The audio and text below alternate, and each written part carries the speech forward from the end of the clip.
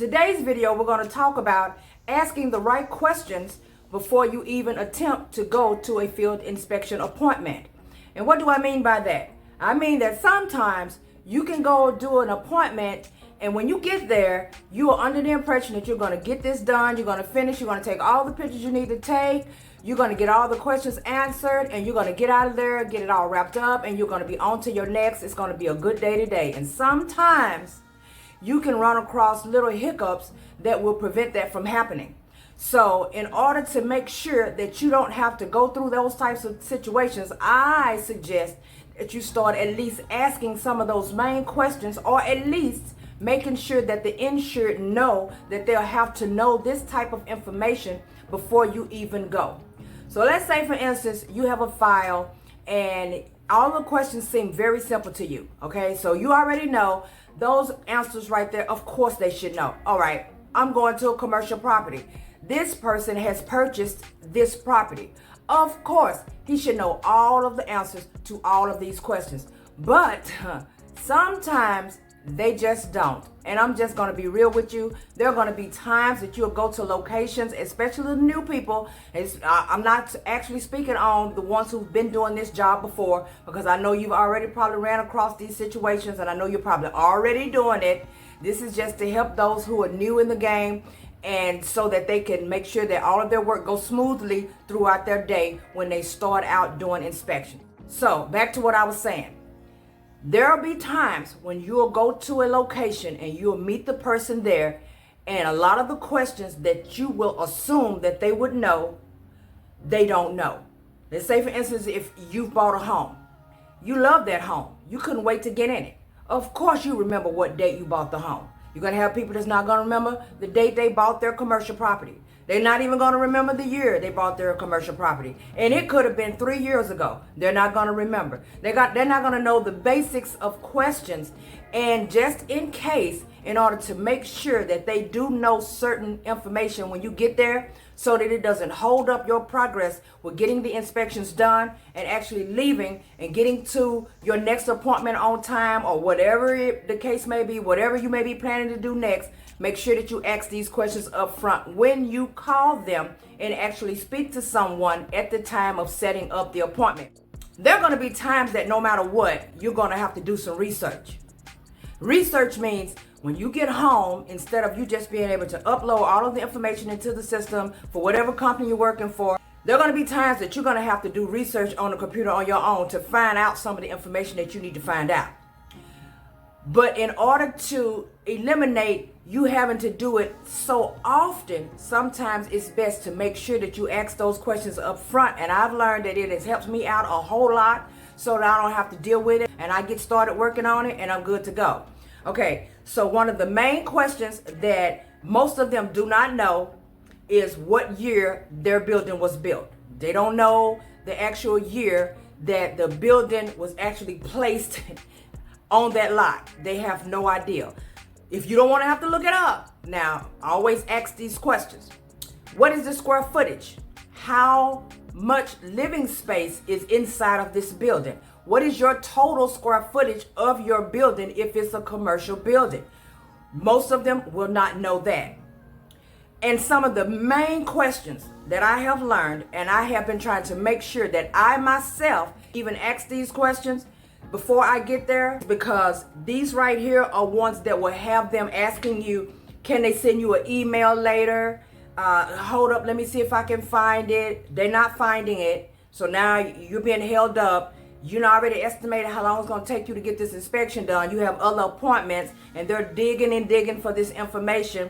And the worst part is, like I said before, having to send emails back and forth once you've already finished this inspection. And those main questions will be, and it's not on all of the forms, it all depends on what type of inspection that you're doing at the time. But one of the main questions is the annual sales. What is your annual sale amount? Or what is your annual rent amount that you are collecting from the tenants who are here at this location? Most of the time they will not know offhand. They'll start to probably sometimes guess, but they don't want to give you an estimated amount. and now they want to send you this information later, or tell you call me later and I have it for you. And you already know how that works out when you've already chasing these people from the beginning. You don't want to have to call them again after all of this is over. The next one is, what is the subcontractor cost? Do you use subcontractors? Most of the time they do. I have a lot of them that told me they don't. They have their own in-house, but for those who did, they may not know the subcontractor cost. Some of the files will ask you for that amount. Some of them will not ask you at all. But if it does ask you and you don't have that amount, what are you going to do? You realize that you got there, you ask them these questions, they have no idea what the answer is. So you want to make sure that you always ask how much they pay annually for subcontractor cost estimate. Give me a roundabout. How much did you pay last year? Make sure they give you some sort of information.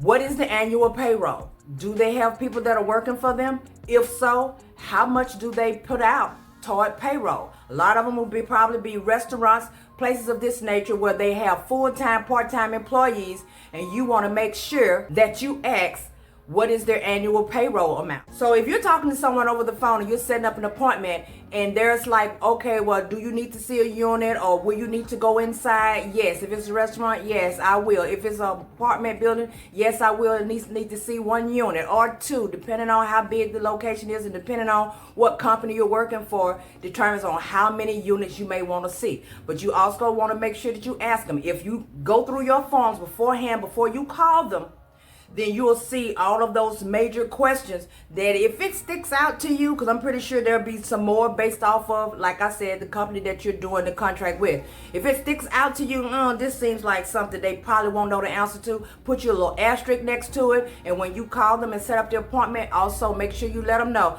oh, okay, and by the way, when I get there, I'll need to know the annual sales or rent that you are giving out each year for your location. I need to also know the annual payroll, and I need to know your subcontractor cost. Whatever those questions are, make sure you tell them. And when you tell them, don't just hear, okay, say, make sure you write this down, because I'll most definitely need this information at the time of the inspection. That way, when you get there, there's no hiccups, there's no, let me get your email address. No. You want to finish all of that at the actual time of the inspection. And another one, which I just started actually doing, was the updates toward electrical, plumbing, heating, and roofing. Okay, the question may ask, is the building over 20 years old? Of course, most of them are. All right, so have they done any updates on any of these things? When I get there and I ask, some of them will be like, well, yeah, we did updates. It's been a couple of years ago. I don't remember when. Okay, well, I need a year. I need a year date, and I need to know exactly what it was that you did. They may be very hesitant to even tell you what they did. I had one today, for example, that was like, well, the insurance company already knows. I've already filled out all that. Okay, well, I understand that, ma'am. But at the same time, I'm here today, and as you can see here on the paperwork, it is asking that question. So I need you to answer me on those questions today as well. I'm sorry for the inconvenience this may be causing you. So you may want to just go on ahead and throw it out there and let them know. So if there's any other questions that might have came up, of course, now you know, as far as your built square footage and things like that, of course you can get all of that online through tax records and stuff like that. You can find all that information when you get home. But in order to save you from having to do so much, you want to at least have yourself to be prepared when you get there, especially if you are a new inspector. If you're a new inspector and you get to these locations and you're like, okay, well, sure, I can do this. I've taken pictures.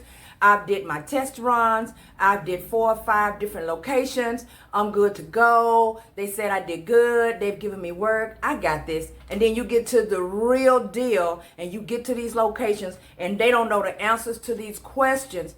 Sometimes we don't know how to respond. So if you don't know how to respond, what are you going to do? Oh, okay, then, well, and you skip it, you skip the questions because they really don't know, right? And I'm going there because I've done this. You skip the question because they really don't know. And then by the time you get to the end of the paperwork, in your mind, you're like, man, these people didn't know half of this stuff. All right, well, you know what? When you get to the house and you start getting ready to put this information into the computer, The system don't care if they did not know. If the answer is not completed, you can't even save it on a lot of them. And if you can save it, you can't submit it because the question has not been answered. So you want to make sure that you ask them these questions. That way you'll already be prepared. Once again, when you set up the appointment, tell them over the phone, go through your file, look for all of the major questions that you know that they'll probably be slow to answer, and let them know over the phone those answers that you need answered when you get there.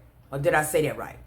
When you make the appointment, make sure that you let them know that these are the questions that will be required and answered when you get there. That way they're already ready. And if you get there and they still don't have it, then it is what it is. You may end up having to do emails. I don't know. But it will at least stop you from having to run around so much with an inspection. That way, when you leave that location and get home, when you put the paperwork in, all the questions are there. You're finished with all the answers. There's no more after fact running back and forth with emails and calling and trying to chase these people all over again. All of that is over and done with. You don't even have to worry about it anymore. If you know of any questions that you have probably had to run across where someone didn't know the answers to and you felt like you needed to chase them to see exactly what's going on with the questions, you have a file where you've done everything that needs to be done except for small little questions that mean a lot to the underwriter and you do not have the answers for. Drop down in the comment section. Let's talk about it. But for those of you who are new, this is a great tip. Please take that into consideration when you start to go through your file and already know which questions you need to ask them, so that when you make up your appointment, once again, you ask those questions before you get off the phone, or at least let them know these are the questions that will need to be answered when you get there, along with the rest of the questions in the file. Like, subscribe, turn on the notification bell. You guys know I'll be bringing you something back later. Enjoy the rest of your day.